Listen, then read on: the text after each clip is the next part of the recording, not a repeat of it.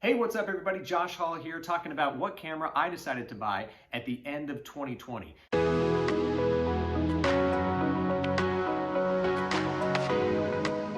So let's dive right into it. Let me talk about a few factors that were important to me. I don't want a camera that has expensive recording media or proprietary SD type cards or media.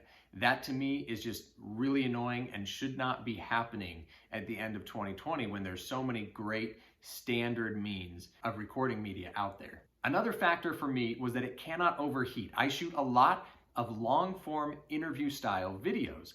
And so I really want a great B or C camera, and I'm always looking for another great B or C camera that I can add to my camera arsenal. And this camera had to not have small record limits or overheating issues. Some other factors are that it has to be small and lightweight because I already have cinema style cameras, and so I wanted something that was small and lightweight to complement the other cameras that I have. Another thing is that I want to make a return on my investment as quickly as possible and start making profit very quickly. So it has to be reasonably affordable, or at least a good value for what you get. I wanted a full frame camera to complement my other cameras, and I wanted it to be good in low light, but it doesn't necessarily have to film at night without any lights, because that's just not the style that I film in. I'm always lighting things professionally, so that's not a big deal to me. Something that's not a big factor for me is autofocus. I come from a filmmaking background, and we pull focus manually every time. I honestly can't even tell you if I've ever even used autofocus, because I don't think that I have. I can't recall a time off the top of my head that I've ever used autofocus. I just can't trust them. I've used great cameras that have great autofocus, but again, I just don't use it. Even if people are saying that it's really reliable and things like that, I trust my own eye more than I trust any computer-assisted focus. My clients demand a very high quality product, and so I can't have any issues when I go back into post about something being soft at all. I also wanted a camera that can use all the lenses that I have already. So it either needed to utilize an EF mount natively or have a good adapter that I can use my EF mount lenses with it. The last big factor for me is that it needed to be able to take photos. Again, I've already got great cinema style cameras, but I really want something that I can take with me. And so when I am on a shoot, it can be a great B or C camera, but then if I need to take a headshot or some kind of other professional photo, I can. Also, I'm a hobbyist or enthusiast photographer, and so shooting landscapes and other things is definitely a factor for me in a camera purchase. So here we go. We've waited long enough. I'm going to show you which camera I decided to buy out of all of the amazing cameras out in 2020, and here it is. I decided on the Panasonic S5 for the reasons that I've already mentioned.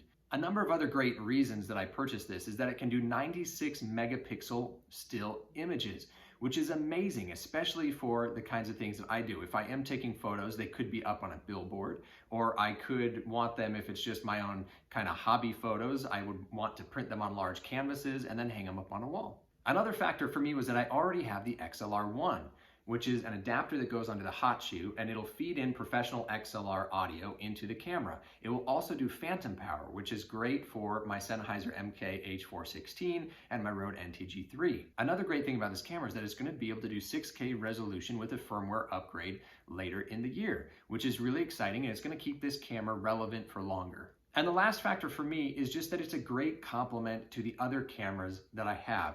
And for me, I understand the GH5 menu, and this is almost exactly like it.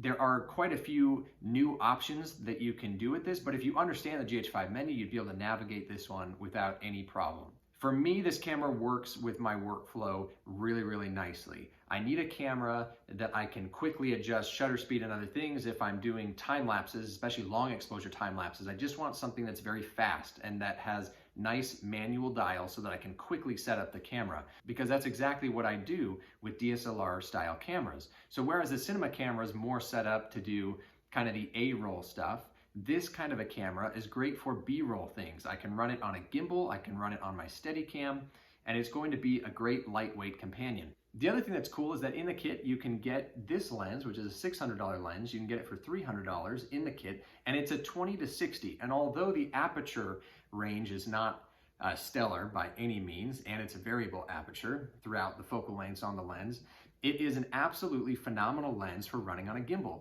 It's super lightweight, which means, so yes, it feels a little bit plasticky. It's not like some of these other higher end lenses out there, but the lens can go to a great wide angle at 20 millimeters, and that's perfect for the kind of Steadicam work that I do. So this is a great kind of all-purpose lens that I can have on me at all times. It's small, it's light, which is awesome. The other thing, of course, that's great is that you can buy the Sigma adapter from the L mount to the EF mount, and you can actually get electronic control with Sigma lenses, which is a big deal for me since I love the Sigma 1.8 art lenses, the 50-100 and the 18-35. Those are great lenses. This camera will actually read that they are APS-C crop lenses and actually change all of the features in camera when those lenses are attached. And so I don't have to adjust anything.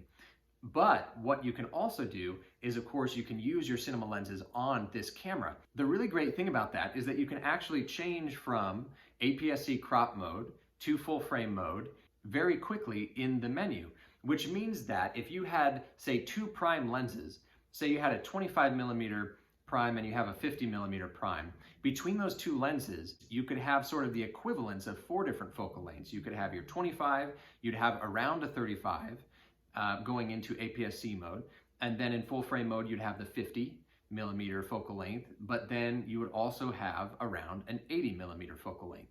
And those are 4 great focal lengths to have. And of course, you can just use your whole cinema lens package, but it's kind of nice to be able to quickly adjust focal lengths like that, going from full frame mode into your APS-C mode on this camera.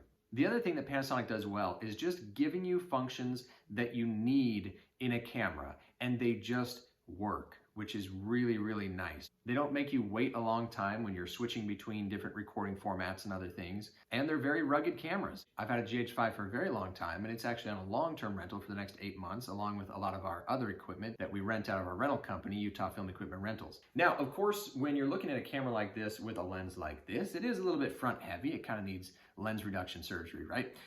But it's a fantastic way to get cinematic images with such a small body. If you're trying to film something, say in a store or around kind of a private area, and you come in with a cinema camera, people are going to start asking questions. You might even have security on you. If you come in with a camera like this, you're going to attract a lot less attention. So again, for B-roll, for run and gun, this is an absolutely amazing option. What I would like to do is actually show you some of the cinematic footage that I captured with this camera.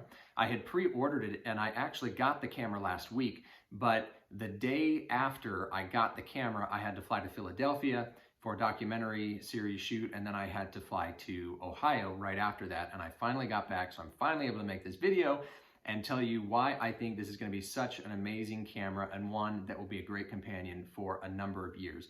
If somebody's looking for a great first camera that can just do everything that you would need it to do, then this would be a great option. As well as if you're looking for a great B or C camera and interview setups, and a great B-roll camera that you can run on gimbals and other things because it's so lightweight, then this would be an excellent option. The in-body stabilization in full frame mode with this, even with a cinema lens that doesn't have any stabilization in it, is absolutely amazing. Now, over the next month, I will be uploading even better footage because the footage that I can just shoot around the house is not going to be super cinematic. But I will have the opportunity to shoot some very cinematic things with this camera over the next month. I hope that this video has been helpful for you in some way, and I hope that you'll check out my other videos. And also, if you're looking for a great way to jumpstart a new videography or video production business, or you're just looking to try and expand your business, I have a great course on Teachable right now under the Cinemachine courses that actually tells you who to network with, what kind of clients to get, and where to find them. It talks about marketing, it talks about pricing yourself and your services, and it goes over a lot of things that have been helpful for a lot of people already. And so if you would find that helpful, I hope that you'll go check that out at thecinemachine.com.